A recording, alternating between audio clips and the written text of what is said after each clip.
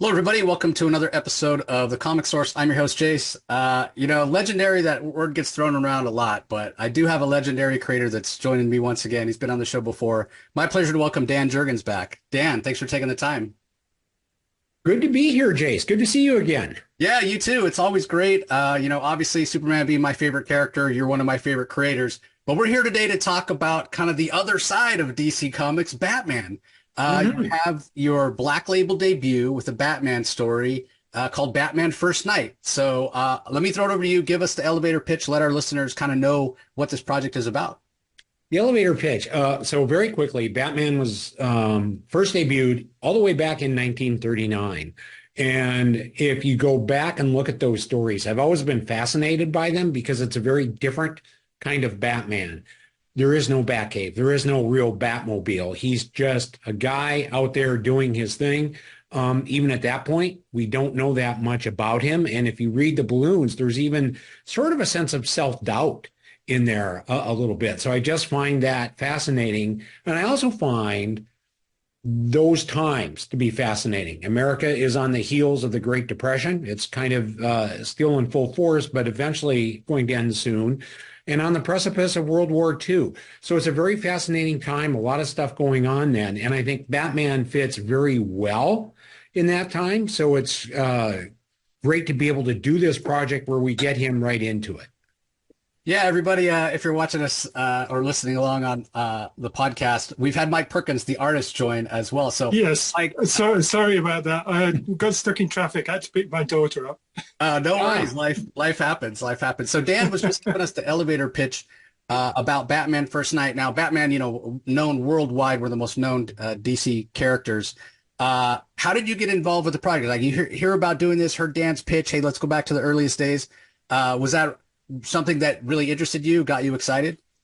Oh, yeah, totally. I mean, that was, I don't know if Dan has gone over this, but he was working on Generations, and I did a few pages in there where there was a Batman 1939. And that was the point where Dan said, let's get together and do something more from this. And of course, any project with Batman is just fantastic. But to actually go back and do that 1939 atmosphere and shadow and, utilize that great original costume. And I mean, I was all in, it took us a while to get it through, but yeah. I was definitely up for it. Yeah, well, I've had a chance to read and look at the art for the first issue. It's fantastic. And we'll talk a little about the style, Art Deco, and that kind of thing. But I want to go back to something that you said, Dan, about those early days. There's no Alfred, there's no Batcave, and kind of its time, right before World War II, coming out of the Great Depression and what have you. But I think there are some themes that are relevant today in terms of inclusivity and kind of this divisiveness that's going on. Was that something that you kind of wanted to explore specifically, or is it just happened to be kind of coincidental? No, from the very start, the idea was to do this project and have it, identify some of the parallels to our world today. What has happened that we could not have foreseen is once we got started on it, events that are out there in the world today would make it, I think, even more relevant. And that has given us something that I think we can respond to. But, the story was very much in place. The tone of the book was very much in place. The kind of things we were going to cite as obvious problems in 1939 were all in place. And it's been very odd for us, I think, to see events in the world sort of take us back to some of that in a lot of ways, because you're right. Some of what we're talking about as having happened in 1939 certainly appeals or applies rather to 2024. Yeah, it's kind of unfortunate. I'm reading it. I'm like, man, haven't we learned yet? Yeah. It's frustrating at times. But getting back to the look, the feel, the tone, as Dan mentioned, Mike, I mentioned Art Deco, which was kind of a movement, 20s, early 30s in France, and by the 30s and 40s it had come over here. We see it right from the title page, this Art Deco influence. So was that something, that style, was that something you were already familiar with, or was it something you went and did a little bit of research on? No, I was very familiar with the Art Deco style. I probably haven't put as much in as we were originally intending, I think. Um, because I think we originally said, oh, let's go full on with the Art Deco and everything. But um, it just, I don't know, the script and the atmosphere tended to lean itself more towards a more realistic Gotham, you know, a kind of New York, Chicago amalgam. Um, and I kind of see the pure Art Deco as being Metropolis in a way. Right.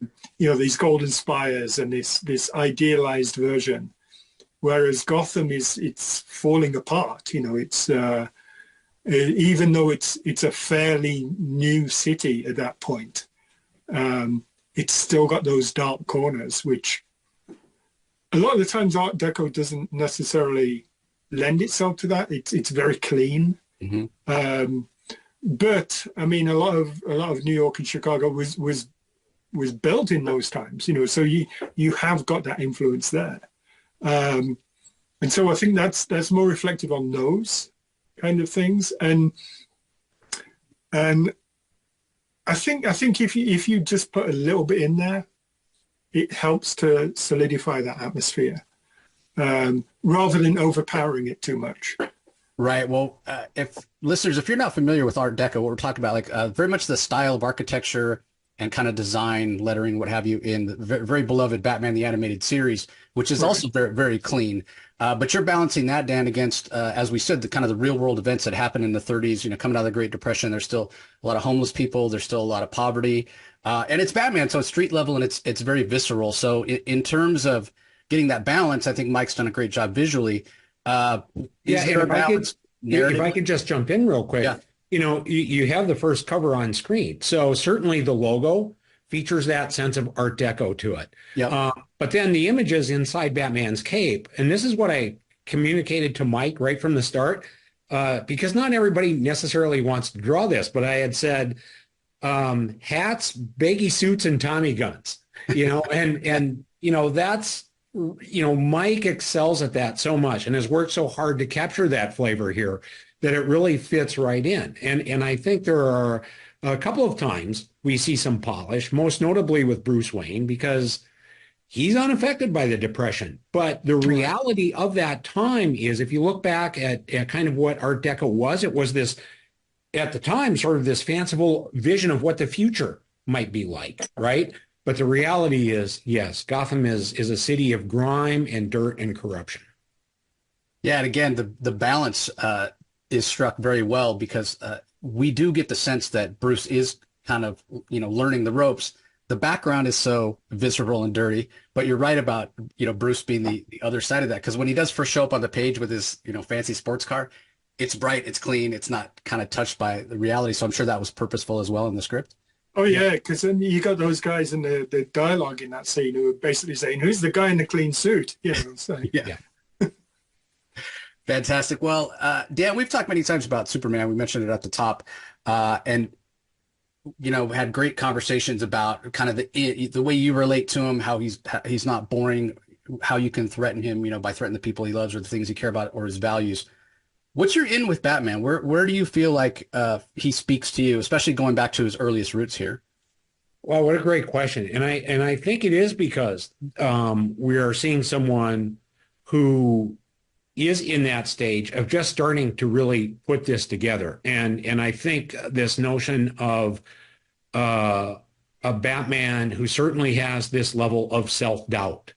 And I think almost for him, there's a certain crisis of faith that is involved in this story, in that, can I do this? Can anyone do this? Can anyone really set out to change kind of what's happening in a city like Gotham City? And especially when, in terms of allies, you know, he has Commissioner Gordon. They have not yet met at the time of this story, but you also have a very corrupt police force. So who can really make that change? And while Bruce can have that desire, I think it's only natural for anyone to really question whether or not, first, it's something that can be done, and second, if they're the ones who can do it.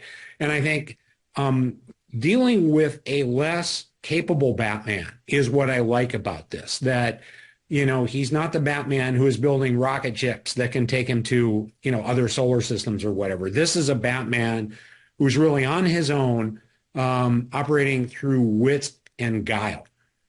Yeah, we talk about the power creep of Batman. Everybody's trying to one-up each other, and we get it. There's been decades of stories, so you're right. This is a very grounded Batman. I talked about how visceral the art is. The Black Label book, so a little bit of a different format, a little bit bigger on the page. Does that make any difference in your process, Mike? A little more freedom, be able to let things breathe a little more?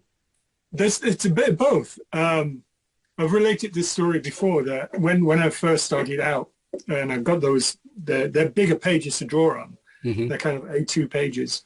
And I was talking to Charlie Atlard, who lives down the road from me, and we were talking about the different approach. And he said, "Oh, that's great. You can just slap it on." And I was like, "I'm putting more detail on, man." Yeah. It's like, and your styles are a bit different. Yeah. Yeah. So it was. Don't think there was a learning process, but it was more of a brain thing, because I'm very much. I usually do a page per day, Mm-hmm. and doing it at this size, it's at least every 2 days or a day and a half, and but still my brain is like, it should have been done. It should have been done this day. Right. So that was that was an entirely different process for me. As far as the artwork goes, yeah. I mean, it opens it up. It allows you to put those extra beats in. Going for a European format, it's not a problem to have those 10 panels per page and still have the space around it. And it's a squarer format as well. So I don't think there's that much. I mean, the thing is with the script as well, it's Dan's obviously very visual in his writing and his drawing, and as an artist, he sees that visual aspect of it. So he's very open at leaving it open for me to be able to tell those beats of the story. And you've got the basis of what's happening on that page, but then it's up to me to manipulate in a way to put those storytelling beats on. And the size of the paper, it opens that up. It opens it up to be able to tell those little moments that you might not necessarily have the room for.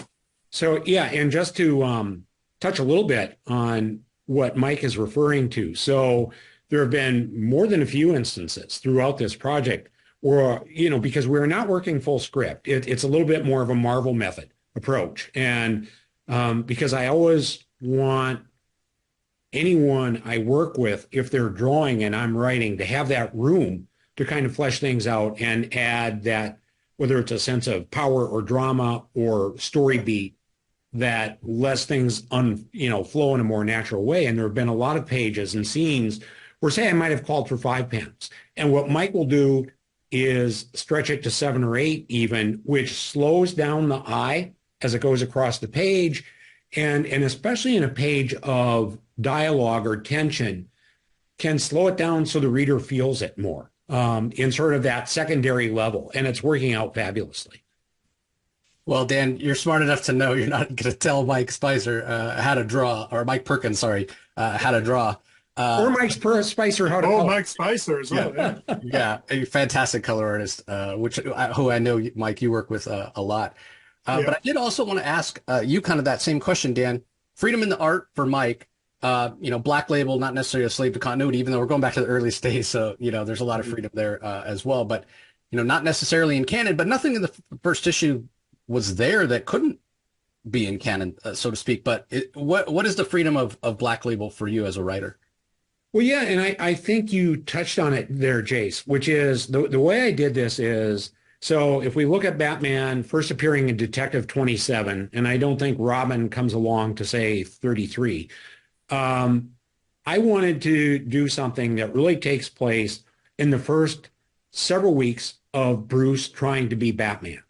So to me, it was important to have a story that would feel like it could have appeared then, that would fit in with the way Batman was portrayed and perceived back at that time, while also not necessarily contradicting anything. So if we go back to those times very early on, Bruce refers to Julie Madison as his fiancée, for example. Mm-hmm. So we have Julie Madison in the book. How is that relationship coming together? What is that? And I think that's part of the fun here, that it takes what was originally there. And I think we go, those were short stories. They were like 8 pages long. So what we can do is take those elements, not contradict them. We can kind of build on them and go a little deeper. And I think that's what Mike and I have been trying to do here is really take the guts of what was there and go deeper with it to see what was there. And I think that's how you get to see what made Batman so interesting and different at that time.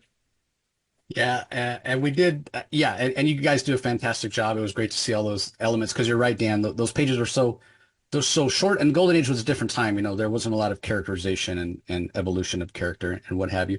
But I did inadvertently mention Mike Spicer, longtime color artist who works with you a lot on Mike Perkins art.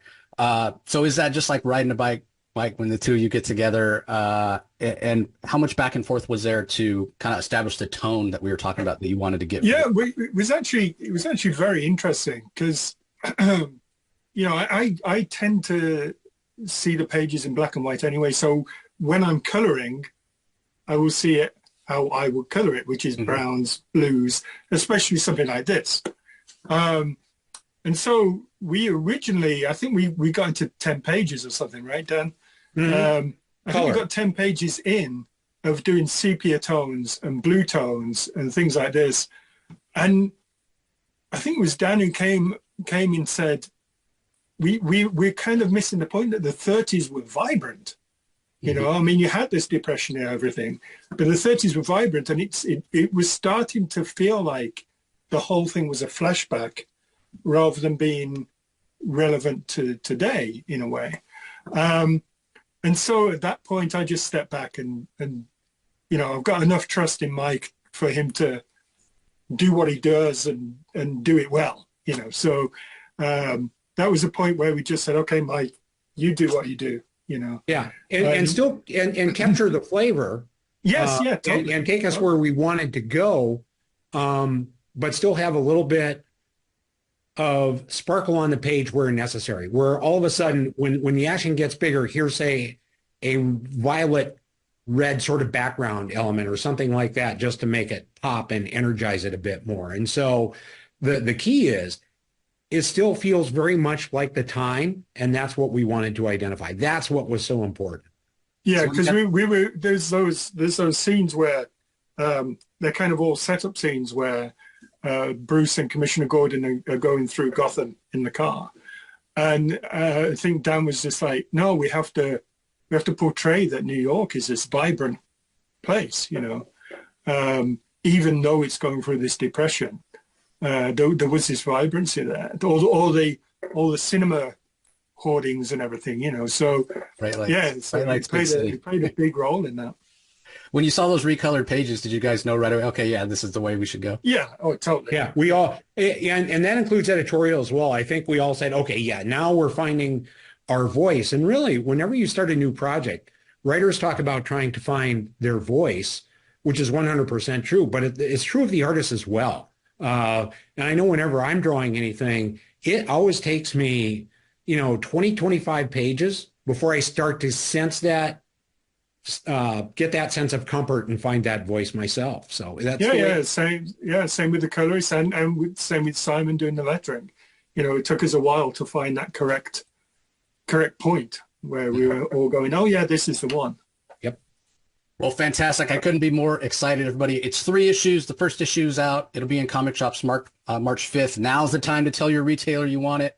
Have them set aside a copy, pull this or what have you. As we're winding down here, Dan, anything else you want our listeners to know? No, I just to emphasize really what we talked about, that this is very much a developmental story for Batman in that time in which he was created. And I think, the way it was done then, there's something that I think lends itself to that legend of who Batman is, that he fits that time very, very well.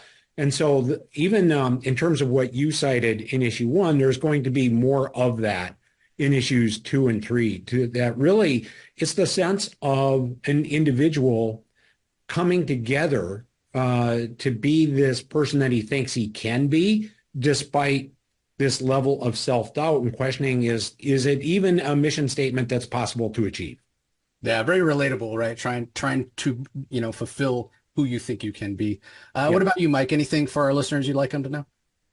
No, I just think you always want this to be the work of your career when you're at that point, Mm-hmm. and I think that this is the case here. So yeah, I mean, I've truly enjoyed it, and I'm hoping that everybody will just look at it, read it, and I'm confident that they will totally enjoy it. Yeah, I think they'll respond 100%. So, gentlemen, again, thank you so much for your time. Really appreciate it, and best of luck on the project. Hope it's well received. Thank you. Thank you, Jace. You can find the Comic Source podcast on Spotify, Apple Podcasts, Stitcher, Google Play, or whichever podcasting app you prefer. Please tell all your friends about us, subscribe, and rate us.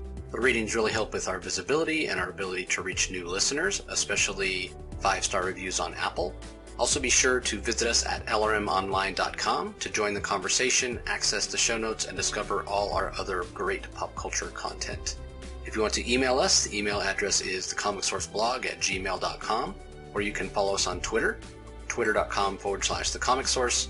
Do a search for The Comic Source on Facebook and Instagram to follow us on those social platforms. All 3 spots are great places to find out when we release new episodes, as well as follow all our convention coverage. So once again, we want to thank everyone for listening, and we'll talk to you next time.